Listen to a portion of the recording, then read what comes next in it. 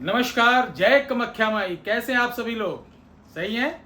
प्यारे दर्शकों, हमारे बहुत सारे दर्शकों ने कहा कि गुरुजी कामाख्या के बारे में जो अंबुची मेला हर जून में लगता है उसके बारे में बताइए।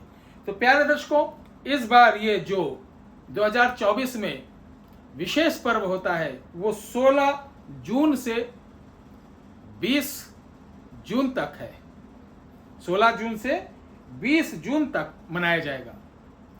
तो आइए इसके बारे में हम आपको कुछ रोचक जानकारियां देते हैं, जो कि 80% लोग गलत फहमी में भटकते रहते हैं और वो सिर्फ किताबों में पढ़कर या पहले बुजुर्गों से सुने मयोंग, कामाख्या, आसाम का जादू, बंगाल का जादू, एक इमेज तैयार कर लेते हैं अपने दिमाग में। सोचते हैं ऐसा होता होगा जिस प्रकार हम पिक्चरों में देखते हैं, किताबों में देखते हैं या कहानियों में सुनते हैं।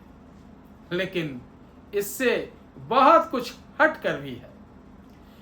ये विशेषकर हर वर्ष जून के माह में मनाया जाता है। विशेष तिथियां होती हैं पूरे वर्ष में एक बार। जिस प्रकार हमारी माताओं बहनों को माहवारी आती है, उस प्रकार जो शक्तिपीठ का माँ का स्थान है, जो एक अंग है, उससे 3 दिन तरल पदार्थ, जिसे हम कामिया सिंदूर भी कह सकते हैं, लोग अधिकतर इसी को कामिया सिंदूर कह के दे देते हैं। यह शुद्ध ही है, यह बहुत कम मिलता है।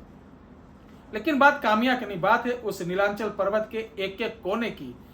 उन 3-4 दिनों में वहां ऐसी पावर रहती है कि आप कोई भी मंत्र को किसी भी शिला पे बैठकर निष्ठापूर्वक संकल्प लेकर जाप कर लेंगे, वो सिद्ध हो जाएगा। जो आप साल साल 2-2 साल कोई मंत्र नहीं सिद्ध कर पाए, अगर आपके गुरु ने उस मंत्र को दिया है तो उस मंत्र को वहां पर जपने से नियम पूर्वक, अब नियम क्या है ध्यान रख लीजिए।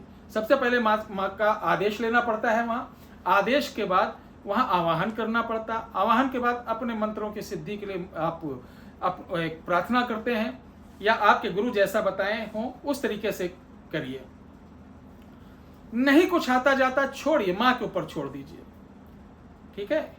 जैसे पूजन विधान में अंत में क्षमा याचना मांगा जाता है, इसमें पहले क्षमा याचना कर लो कि इसका मुझे नियम नहीं मालूम, मंत्र है ज्यों का त्यों मैं पढ़ रहा हूं, आगे आप मुझे मार्गदर्शन कीजिए। कहीं भी बैठकर नीलांचल पर्वत पे आप, जरूरी नहीं कि माँ का जो स्थान है, जो मंदिर, उसी प्रांगण में बैठो तभी आपको पावर मिले।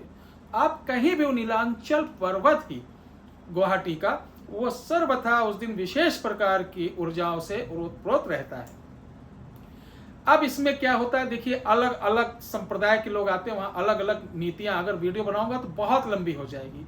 देखिए साबर वालों को चाहिए, अगर आप शाबर मंत्र सिद्ध करना चाहते हैं तो आपको चाहिए गूगल जरूर होना चाहिए। गूगल की आहुति होती है, और दीपक जलाकर 1 पानी वाला नारियल, 5 सुपारी, केले का 1 पत्ता और 5 गुड़हल के फूल के साथ बैठकर कुशा आसन पे, तब वहां पर कम से कम 1 माला जाप करके 11 आहुतियां दे दें, आपका शाबर मंत्र सिद्ध हो जाएगा, जो वर्षों से नहीं सिद्ध है। लेकिन क्या मालूम है, इस दिन, इन दिनों में सिर्फ वैदिक, देखिए साउथ वैदिक अलग हो जाता है, नॉर्थ वैदिक अलग हो जाता है, वेस्ट वैदिक अलग हो जाता है। वैदिक भी पूजन करने का तरीका अलग अलग है। तो कहने का तात्पर्य है मेरे प्यारे भाइयों कि सबसे पहले वैदिक ही, अगर आप तांत्रिक बनना चाहते हैं तो वहां तांत्रिक ये अलग नहीं होता है कि मुर्दा, ये सब हम लोग यही समझते हैं ना कि अघोरी तांत्रिक। ये तांत्रिक क्रियाएं तो अलग है, हमने बताया ना कि तामसिक सात्विक अलग अलग है। लेकिन माता कामाख्या का सर्वप्रथम पूजन, देखिए उस समय माता पीड़ा में रहती हैं, तो कोई अगर माँ पीड़ा में है तो अपनी माँ से कहोगे क्या कि माता जी मुझे ये चाहिए, कहीं से भी ला के दीजिए, या माँ मुझे चाहिए। एक तो खुद माँ पीड़ा में है, उस समय माँ की सेवा करनी चाहिए, अर्थात उस समय किसी प्रकार का वहां पर आपको माया मोह से मुक्त होकर कोई चीज नहीं मांगना, माँ सब देख रही है।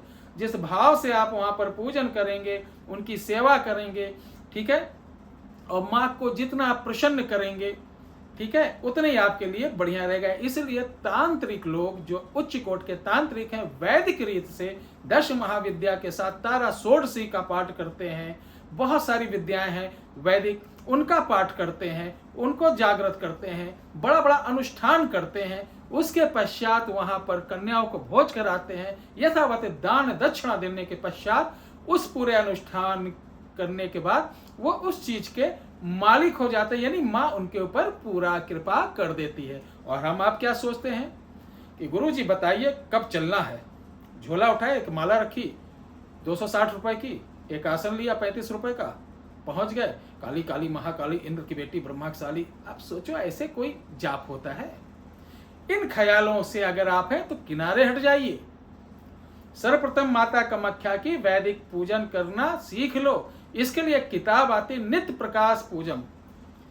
पूजा को कैसे किया जाता है, न्यास कैसे किया जाता है, आवाहन कैसे किया जाता है, स्थापना कैसे किया जाता है, सब बताया गया। आसन शुद्धि, माला शुद्धि, ठीक है, कलश स्थापना, वरुण देव की स्थापना, सारा कुछ सीख जाएंगे, तब आप बहुत ही इजीली इन चीजों को सीख पाएंगे।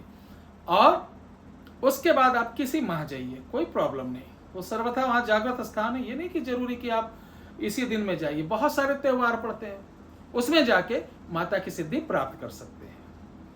वैसे विशेष रात जो दूसरी रहती है, वहां पर गुप्त रूप से कुमारी पूजन होता है, जो बिरले ही बड़े बड़े तांत्रिक लोग करते हैं। कुमारी पूजन एक प्रकार का एक ऐसी परीक्षा होती है, एक ऐसा पड़ाव होता है, उसको जो साधक कर लेता है उसके बाद उसके लिए कुछ भी चीजें असंभव नहीं रह जाती है। कुमारी पूजन के बारे में आप लोग जानते होंगे, अगर इसके बारे में बताऊंगा तो वीडियो पुनः बड़ी लंबी हो जाएगी और आप बोर हो जाएंगे, कहेंगे गुरु जी कुछ शॉर्ट में बताओ।